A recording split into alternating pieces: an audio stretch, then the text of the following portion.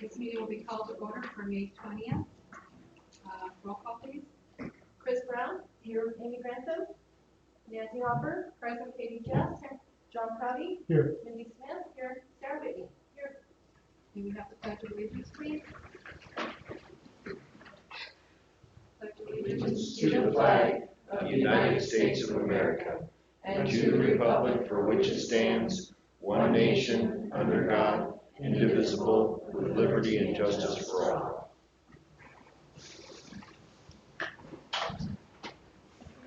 Approval of minutes. Are there any additions or corrections to the minutes? If not, pleasure of the board. Move to approve. Second. Roll call, please. Chris Brown, aye. Nancy Hopper, Aye. Katie Jess, aye. John Crowdy, Aye. Mindy Smith, aye. Sarah Whitney, aye.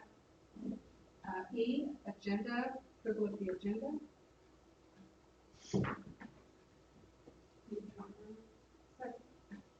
Roll call, please. Chris Brown, aye. Nancy Hopper, Aye. Katie Jess, aye. John Crowdy, Aye. Mindy Smith, aye. Sarah Whitney, aye. Okay, 2A, we have the counselor corps grant. We have Mr. Matthew McLean and some of the other counselors here to present for us.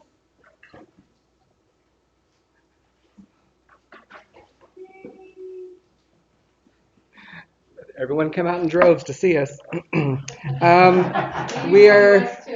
We're super excited to share with you some culminating information from the grant. And so some of you that are new, we are recipients of the Colorado Counselor Corps grant program. It's one of the largest grant programs that CDE has from the state. It began in 2008 with $10 million to increase a variety of things, graduation rate, increased percentage of students who appropriately prepare for, apply to, and continue to post-secondary education. And a lot of it at the beginning was focused on secondary. So a lot of middle and high school schools were recipients of the grant to try to increase those things. And so then several years ago, it included elementary, but they were still at the $10 million. So they were doing more with the same amount of money. But then in 2018, it increased to 12 million, and that comes out of the state budget every year to CDE. And so it's a competitive grant, applications, there's a board that's part of it, and there's oversight, a ton of it. And so with that grant, moving to elementary, we can provide students with a variety of different skills, and so I will talk about that in just a minute. But with that 4-year grant, year one of the grant is really about gathering data. So meeting with students and families and with community folks, staff, to really gather a lot of information. And so when they did that the first year, that data that they collected then created our goals for our grant. And so we had 3 main goals from what was gathered, that our 1st through 5th grade students would increase their executive functioning lessons or activities from once a year to once a quarter for the duration of the grant. And so by increasing in executive functioning lessons, it provides them some of those skills of organization and kind of keeping themselves together, which a lot of kids struggle with in general. Our other goal, identified students will participate and complete social emotional learning research-based interventions to provide specific and targeted skills to foster social emotional learning awareness, enhance psychological well-being, and promote academic success. And then our third goal, the students in grades 1 through 5 will increase their participation in career-related lessons. And so with that, I'm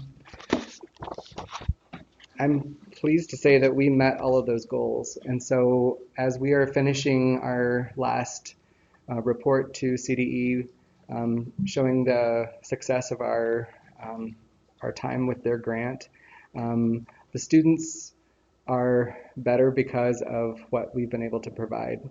Prior to the grant, we had a halftime counselor at the elementary, all the 4 elementaries, and halftime at Sherman as well.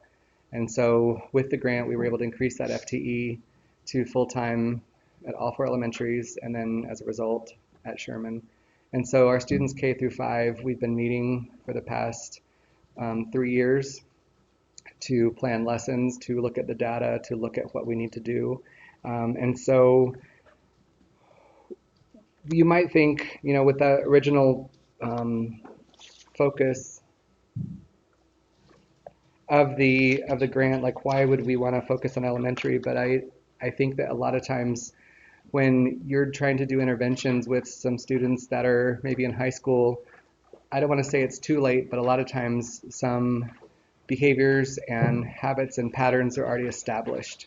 And so what my friends are giving you is a general information about elementary school counselors from the American School Counselor Association. It talks about what we do, how students are different because of the work we do.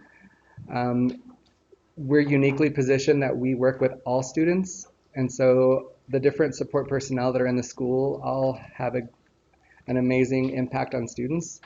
But what's different about us is that we work with all students. We're not working with a specific population of students. It also has provided some consistency 1 through 5 by all of us planning together and lessons and that type of thing. And so the last thing that I am beyond excited to share, and I will give props to Kelly. She did a beautiful Canva with some data that is easy to see. But one of the things that you will see is some like vision and mission about the school counseling program. But also you will see the data there. And so before the grant, you will see that information, and then after the grant, I was surprised pleasantly, knowing that we worked really hard, but also at the same time, you will see that, we want to be able to meet with students and help them with whatever needs they have. And you will see that the individual student visits before was about 770 visits, and then after it's over 2,300. And so I think also looking at the classroom lessons where we're meeting with all students, there was about 100 lessons a year, and then since the implementation of the grant, we're over 2,100 lessons. So students not only are receiving support, but they know who we are, and they know why we're there and what we're there to do to support them. So I couldn't be more happy to be working with these wonderful people in the elementary and supporting the students of RE3. Want to say anything or introduce yourself? You should introduce yourselves. Yeah. Go ahead. Okay. I'm Kelly Bellender. I am the counselor at Green Acres. I'm Christy Hoffman. I'm the counselor at Sherman. Hello, I am Lisa Conti. I'm the counselor at Columbine. And I'm Darren Makarovitz. I am the counselor at Pioneer Elementary.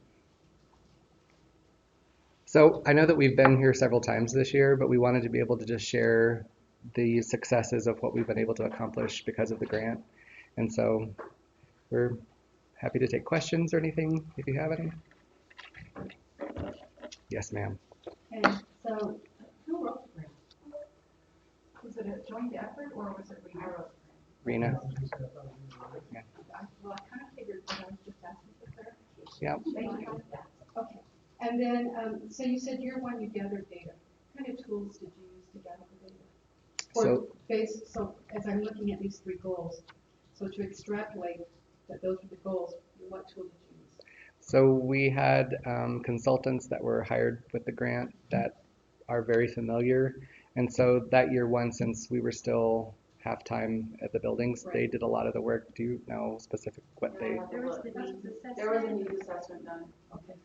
I was just wondering if it was a needs assessment that you delivered with kids, or if it was in conjunction with teachers, where Yes. referrals, or how that. All of the above. Okay, and so then my next question was, that was year one. So incoming kids, how are you picking them up? So I know that all of us meet with students at the beginning of the year. We meet with all of our students, and so as they come in, we also meet with them. But I do know that, one of the next steps for us as a team is to look at what do we need to gather again, because it's been 4 years now. And so sort of refreshing that information. Now, will it be to the depth of the consultants? Probably not, but we still can do a needs assessment with our students and families to make sure that we're still continuing to meet the needs. And so with the grant, we were able to purchase a social emotional learning curriculum. It's based on the School Counselor National Model. It's also based or aligned with the CASEL standards and that type of thing. And so that provides a lot of information for our students. It's, of course, by grade level lessons. We have found that a lot of the lessons for our like first and second grade students, it's a little high for them. And so sometimes we've gone down and used some of the kindergarten lessons. We also actually implemented Aperture last year, a universal social emotional screener, and that we bought that with grant money. And so that has actually helped us tier out kids. And I will actually present that data at some point. We're just now moving to middle school for universal. It is a teacher report. And so it is actually, there's a nice dashboard. And so maybe at the June meeting, I could show you just the dashboard because it's really nice that it actually shows kids who are in need of additional interventions. And so there's a really quick screener for teachers. And then if kids are sort of flagged for additional questions, then teachers can complete the full battery. Yeah. So I'm happy to share that with you. And then I'm trying to bridge from K to 12. And so we just purchased middle school for a year to see what it looked like. So they just are going to complete one data point. But the nice thing is going to middle school this fall, they'll actually have some data for 2 full years from elementary, 4th grade and 5th grade going into 6th grade saying, okay, these kids were identified for really intensive, kind of tier 3. Have we made gain? And then you can look at across students to see how much growth they've made from data point to data point. And at the elementary, we're doing 3 data points a year, just like we would with DIBELS. It's just that dipstick, right? And then at middle school, we were hoping to launch it mid-year. We didn't quite get the rosters already, and so I said we just at least need to get it by the end of the year. So I'll absolutely share that in June. So last year this time we did one data point, like Rena was saying, with the staff. And so I know that a lot of us, we gave PLC time so that the teachers didn't have to do it on their own. And so if they scored below a threshold, then like Rena said, they had to take the full battery. But that information has been very helpful for us. Mid-year, Kelly and I took our 4th and 5th grade students who scored on the higher end of typical to try to give them additional skills to move a little bit even higher. And so we did sort of a leadership group, a 6-session leadership group, pulling information from Character Strong, from Capturing Kids' Hearts, as well as some other curriculum that we have. So I know that for us, that's been very helpful. But with also, as we know that when you put a lot of effort into tier 1 supports, that you have less tier 2 and 3, but you can actually focus more on 2 and 3. So that has been something that we've all noticed as well. Well, I'm going to be a very large proponent for early intervention, and I think that's a huge thing. And so I'm really glad I remember, even as a principal, trying to look at executive functioning things with our kiddos, and I'm still working. And it's true, if we don't give those kids those strategies and skills, it just exacerbates.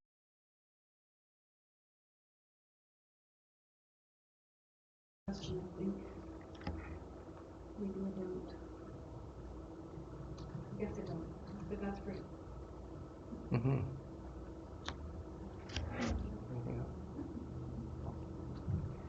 We're happy to share the data too. Yeah, it's amazing. And so I know that all of us in sort of a different fashion, we have taken each time the staff has done the ratings and shared that back with them. Mm-hmm. And so there's so many reports in there. I know that I just looked at one the other day that you can look at students that made gains from the beginning of year to the end and see if there's been like large change, and it actually lists it as like significant change, some, or little. And so I think that's also really interesting. I know that not everyone loves to look at that like some of us do, but we still want to provide that to them, be able to see. I know what my other question was. Yeah. So with staff reviewing or staff reporting, I'm assuming that they've had conversations, if they're working in PLC together, looking at those kids and so forth, that they have some indicators that they're looking for when they're working with the kids. I guess what I'm saying is PD. They've had some PD on that before. So yes, but also the screener is only 7 questions. It's very, Oh, very okay. brief, and so it captures a lot of things. And then with the Aperture, it is very much strength based. It's not really looking for, yeah. And so when I was on a webinar last week about how to use some of the data, and they were sharing how some people have used it, and I talked about us using that to build on like a strengths focus, and they love that because they are so strength based.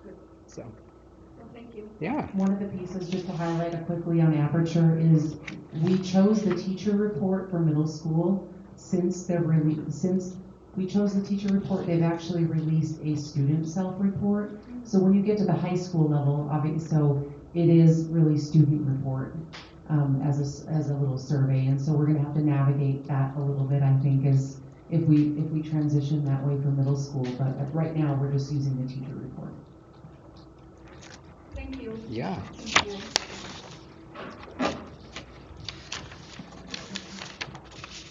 Okay, moving on to number 3, we have opportunity for audience public comments.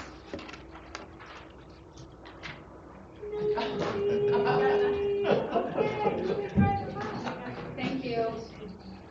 Reports. A, the board. I'll start real quick. I attended the BOCES meeting Thursday night, the BOCES meeting for Chris. I'm the alternate. So that was a very quick meeting. It only lasted about an hour. Really, they just went over some reports. They got their budget in. Looking at that, they talked about their salary increases that looking at for staff at BOCES. Also, Mr. Rangel indicated that they're getting ready to start their June summer hours and their trainings that they have available for staff and individuals. And then we also approved Dr. Zila's executive contract, so he will be approved for another year. Update, Friday, May 24th at Wiggins High School will be the iConnect graduation, if anyone would like to attend that. And the next meeting for BOCES will be September 19th at 24. Also, I did pick up, I don't think we need it, but they were passing them out, so I took it, the Centennial BOCES calendar, so if somebody needs that for any particular reason, there you go. Not going to go a whole lot into the legislative resolution thing. CASB sent out a very detailed kind of hit on some of the most important things that were included in this year's legislative session. They gave a really good overview. There is Wednesday, May 22nd at 6 o'clock. You can sign up for a legislation wrap-up. You can either Zoom in and listen to it at 6 o'clock, but if you sign up and you can't be there at 6, they will email you the link so that you can listen to it on your own time. Okay. One of the things I wanted to mention too was the high school graduation. I know this isn't really my report, but I wanted to mention. I was just really impressed with the smoothness of everything. Kudos to our maintenance crew and grounds crew, and everything was just so fabulous. Debbie Rose, I think she needs a little crown and a specter so she can kind of get everybody continuing here. The kids were all good. They were so good about saying thank you and so forth. So I thought they were really polite. And then the last thing I have is the UN Rapporteur. I had mentioned that the last meeting that I was going to go to that. So I wanted to kind of just review. Cherry Creek was there. They had a representative from the Cherry Creek School Board. Greeley had 2 school board members. Vilas had a school board member, myself. Boulder had some school board members. Kathy Palmer was there from the State Board of Education. Dr. Yenny from CASB. Kathy Gephardt, who's running for the state board as a potential candidate. And the CASB attorneys were there. So I kind of wanted to go over, they only went to 2 states. Illinois and Colorado were the only 2 states that the UN Rapporteur people went to that they were dispatched for. The people were Farida Shahid and Maria Smirnova, and they are United Nations human rights officers in charge of education for students. Kathy Gephardt is actually the one that kind of organized the event, and so we had a lunch and we talked, and what they really wanted to learn was how public education is funded, how school choice works, charter schools. They were collecting a lot of information about how kids get to school, because every state is different. We're not all the same, and so they were collecting information. They were here for about 12 days. We only had about an hour and a half with them. But their final report will come out in July of 2025. So it'll be kind of interesting to see what comes out of that. So that's all I have. Right, superintendent's report. All right, thank you. As you see there, the next week on Friday, we'll have our end of the year picnic. And thank you for letting us let the kids out a day early so we can do this. The lunch is going to start about 11 o'clock at the high school. If you would like to come join us frying burgers and running the man on the grill, it gets real hot and you get real sweaty and smelly, but it's a lot of fun around the grill. It's going to be out behind the high school. Probably about 9 o'clock, 9:30, I'm guessing. Greg gets it pulled up there and starts lighting up the charcoal and gets things going fairly early, and then we just start cooking. And then we're going into the gym where we will do our award ceremony and end of the year kinds of things. And I think Bev's been in contact with you about certain jobs to do while we're there. So looking forward to that. Wanted to update you on the HVAC project. So right now our ESPC grant or project is complete. All the LED lights have been switched out. I believe the inserts in the water have all been changed out. There's a couple more portions of that we can't do until school's out, and that is the chiller at the high school. But that'll be done. They're going to start that just shortly after school's out. The HVAC project, as I told you, we received a supplemental grant from BEST just last week. In about $700,000. So we have an additional $1.3 million to finish that entire HVAC project that we started. We believe we can get everything we wanted now. We are having to shut down. So Monday the 3rd, we have some technology updates that are going to happen here in the district office. So we're either going to swap out a Monday for a Friday to go to 4-day weeks in the summer. But there's a possibility that week we also have to shut down the office 2 days at some point. That's when they're going to be putting the rooftop units on top of this building, and they don't want anybody inside the building while they're doing that. I don't know why, geez, but I guess they want us out of here. And so we're not sure if that's going to be the Monday, Tuesday, or Tuesday, Wednesday. We're not sure how that's going to play out yet. We're still kind of at the mercy of those contractors. But otherwise, we're going to have a crew here that's going to, as new things come in, they're going to go install them. It may come for Pioneer one day, and the next day it could be for Green Acres, and the next day it could be for Sherman. It just depends on how things start coming in. We're starting to receive things as it is, but we're hoping to have that done by the start of school next year.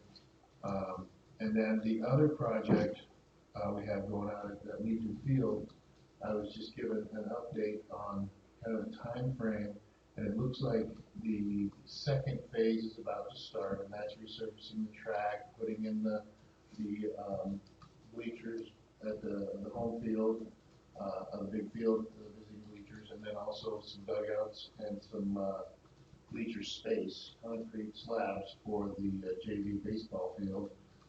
That should be starting almost immediately, probably tomorrow, what I understand. And then with the phase 3 coming in, that will be the actual concession stand and new restrooms. They're hoping to have that all complete before football season next year. So that will be really nice. But again, we are dealing with contractors, and sometimes that gets a little skewed. But I was really excited to hear this, at least having that possibility of having that before the season starts would be really nice for all of us out there. They really look good out there. So anyway, that's with those projects. And that right now we're currently, I know we've had some recent interest in MAPS testing and some of the things we're finishing up that, and as soon as we get the end of the year MAPS testing, which we're Wednesday will close it. somewhat pleasantly surprised at some of the results that we're starting to see come through. Very different from the mid-year. Lots of growth is what we're seeing, which in spots, including with Dibbles, I believe. Yes, double duty. And so we'll send some of that out to you again and take a look at that, because I think it's important that you guys understand where we are academically and how we're kind of moving along that spectrum. So I'm hoping we're ahead of schedule as far as implementation with a new curriculum, just the changes. But we'll see. Time will tell when we see those results come in. But the preliminary results are not bad. So anyway, that's my report. That's every question.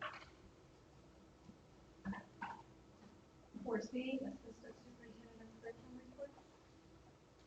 I really just wanted to highlight a just celebration. So I sent an email out to all of our federal program schools, our Title I schools qualified for the free books. I sent it to principals and I said, hey, if you want to sign up for this, great. I didn't want to do it for them. So Daniel Cooper is the only one who took advantage for Baker, and I was shocked at the books that they got. They got hardback books, lots of different examples of just a whole bunch so kids can take them home over the summer. So that was thanks to, it's from Toys for Tots, which I found interesting, but yeah, I had never seen that program before. The state just sent an email out, and nothing like free books, because we know how expensive books are, and we also know how far books go in the home for students. And so huge kudos. Next year, if they come out with it again, I will fill out the application with folks so all of our schools can take advantage of it. So I thought that was pretty cool. That kind of just goes along with this is the time of the year that our federal programs consolidated application is open. And I took Tony actually last week to Greeley with me for a federal programs kind of overview, high level about they're moving everything into the one grant system. Our allocations, I don't know if I mentioned this to the board, so I apologize if I did at the last meeting, but some districts are taking a pretty significant Title I hit. We are not, which is good. Some districts are losing over, quite a big percentage, and a lot of our money goes for salaries and benefits. So I was really happy that we're not seeing, we maybe lost a little money, but a lot of that money just I'll take out of indirect costs. And so I'll be working on that. And then with, surprisingly, we're going to be tying out the ESSERS money, so there won't be quite as much of that money to manage. However, that also impacts all the summer work that we do, because we've spent quite a significant amount since COVID on summer work for both teachers and with students, but we will continue some of our Jump Start programs for kids that have significant reading deficiencies at some of the elementaries, and I do leave that up to schools. Right now we have Sherman is going to run one, Columbine is running one. I'm meeting with Mr. Norman tomorrow at Pioneer to run a Jump Start, and I think that, and then of course that's in addition to the migrant summer school that we run, that Shelley is now in charge of. That will run at Sherman for the whole month of June, and will impact about 60 to 100 students with the migrant summer school this summer. Does migrant have a specific curriculum that they're using in the school? We started using a new one. Okay. I can see it That's okay. in my head, but yes, we actually, and actually the cool thing is that, and I don't know if it's going to happen this summer, but they have actually given us these really cool STEM kits through BOCES. They're quite expensive, and so STEM was a required part of summer school curriculum.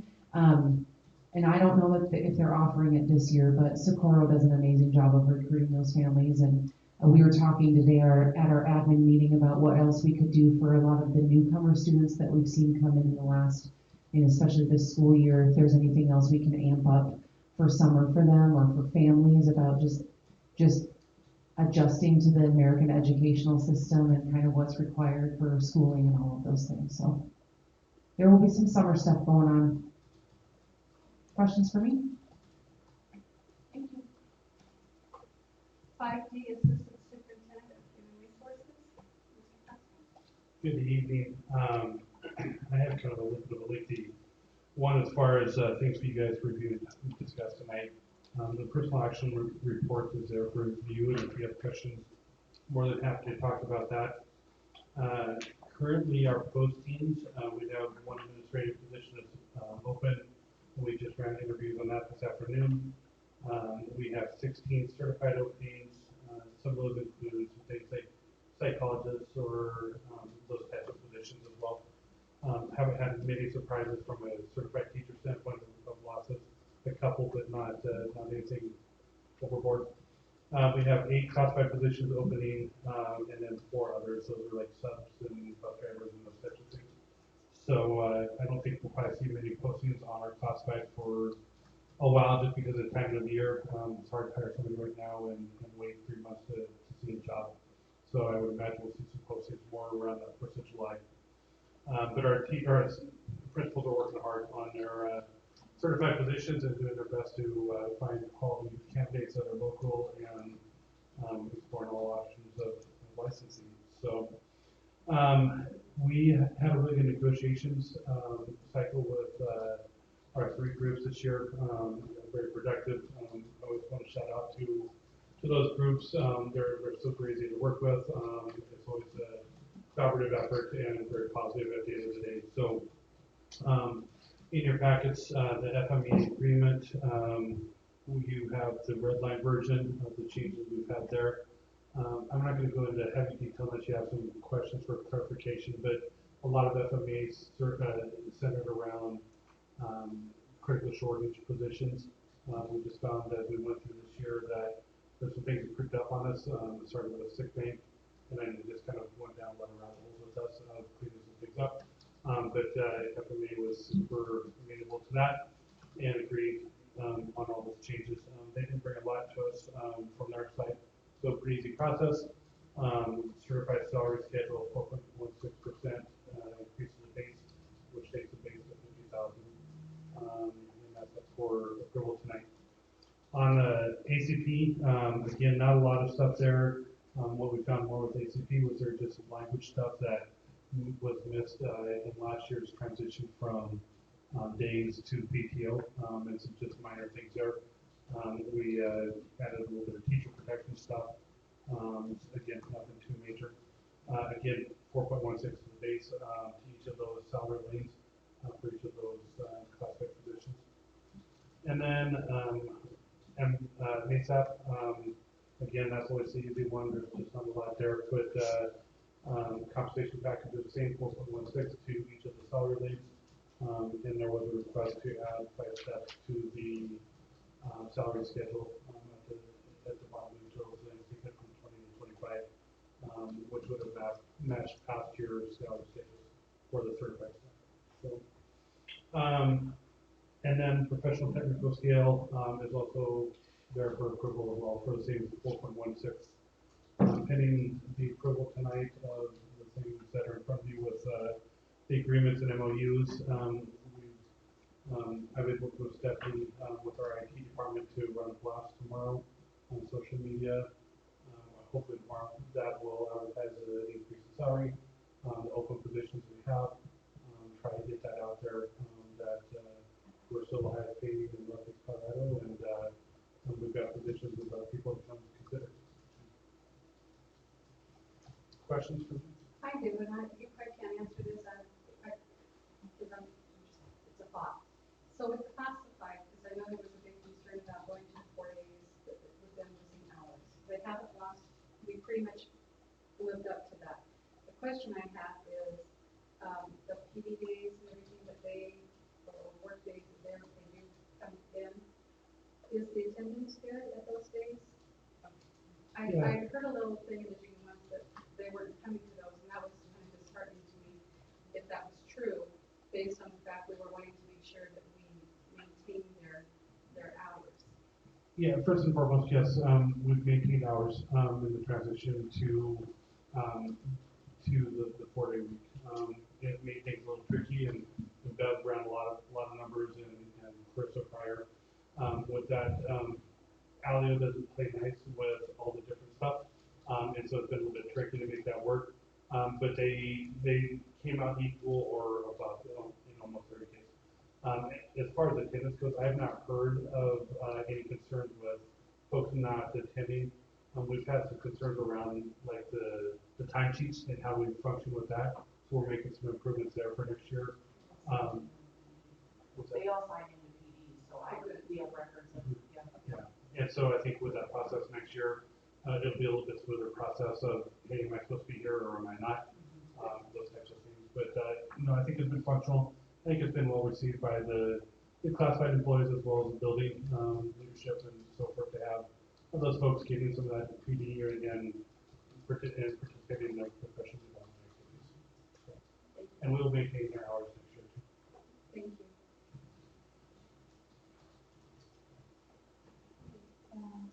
E, Chief Financial Officer. I just want to give you an update where we're at with the budget process. As I mentioned last time, it needs to be in your hands by May 31st. I can email it, or if you want to have a paper copy, I can get it bound in the print shop. I find that's a little easier, but whatever is your choice, I'll touch base with you next week to see how you want it delivered. I'll also have comments to go along with that, so you can kind of walk through the budget. And I'll be available to meet with anybody that wants a one-on-one, or you can email me. The only thing is I do have a training June 7th, which is a Friday through the following Wednesday, but I'll be available for email during that time. And after that, I'll be in the office the whole time. I had hoped that we could maybe approve it by the June 17th board meeting, but if that's too quick, we'll just set a special meeting just for the purpose of ratifying the budget. And I think that's all I have, just to make you familiar where we're at in the process, so. Jason, can I go back and ask you a quick question? What's adjunct on the salary scale? What does that mean? I know what adjunct means, like at community college. What's an adjunct on our certified scale? So adjunct is a licensing option through CDE. The folks that really qualify for that, we see a lot of early childhood, preschool area.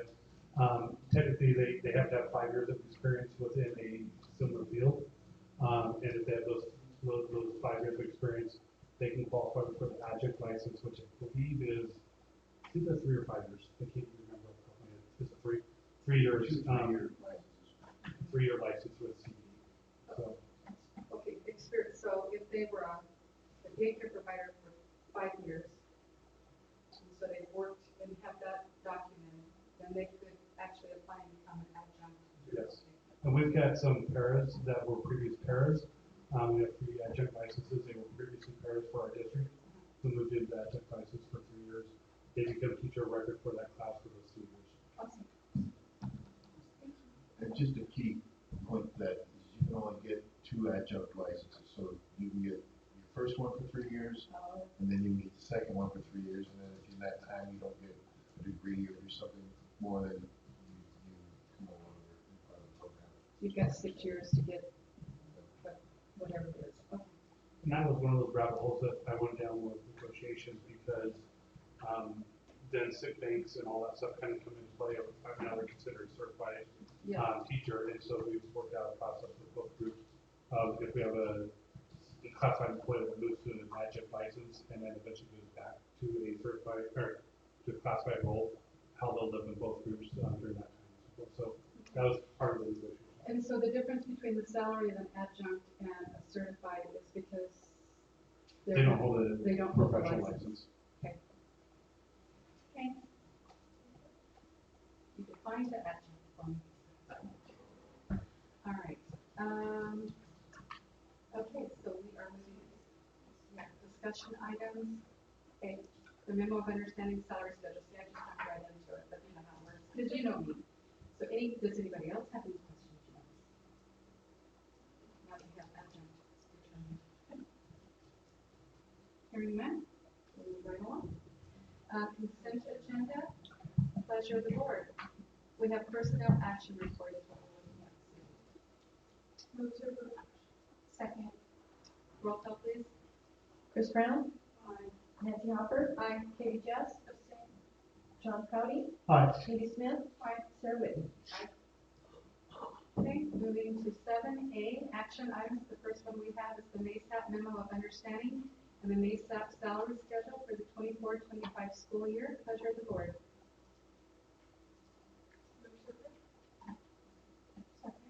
Any discussion? Hearing none, roll call please. Chris Brown? Aye. Nancy Hopper? Aye. Katie Jess? Aye. John Cuddy? Aye. Cindy Smith? Aye. Sarah Whitney? 7B, FMEA memo of understanding, FMEA salary schedule, and the FMEA master agreement for the 24-25 school year. Pleasure of the board. Move to approve. Second. Any discussion? Roll call please. Chris Brown? Aye. Nancy Hopper? Aye. Katie Jess? Aye. John Cuddy? Aye. Cindy Smith? Aye. Sarah Whitney? C, ACP memo of understanding, the ACP salary schedule, and the ACP master agreement for the 24-25 school year. Pleasure of the board. Move to approve. Any discussion? Roll call please. Chris Brown? Aye. Nancy Hopper? Aye. Katie Jess? Aye. John Cuddy? Aye. Cindy Smith? Aye. Sarah Whitney? 7D, professional technical salary schedule for the 24-25 school year. Pleasure of the board.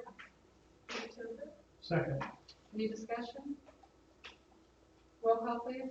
Chris Brown? Aye. Nancy Hopper? Aye. Katie Jess? Aye. John Cuddy? Aye. Cindy Smith? Aye. Sarah Whitney?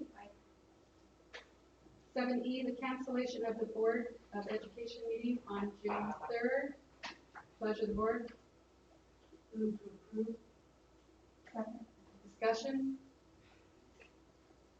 We just have a lot going on in that day, so it makes sense to cancel the meeting. How's that? With tech being down. With tech being down And HVAC. and HVAC, and it's June 3rd. Okay. Sounds good. Okay. A roll call please. Chris Brown? Aye. Nancy Hopper? Aye. Katie Jess? Aye. John Cuddy? Aye. Cindy Smith? Aye. Sarah Whitney? Okay, 8, advanced planning. A, the next board meeting will now be June 17th. B, the Fort Morgan Middle School continuation ceremony is May 30th. Does that move to May 29th? No. No, Oh, it's gonna stay on May 30th. there will be no school on the 31st. I confirmed that with Mr. Unruh. Okay. We'll get an email about like who we need to be there.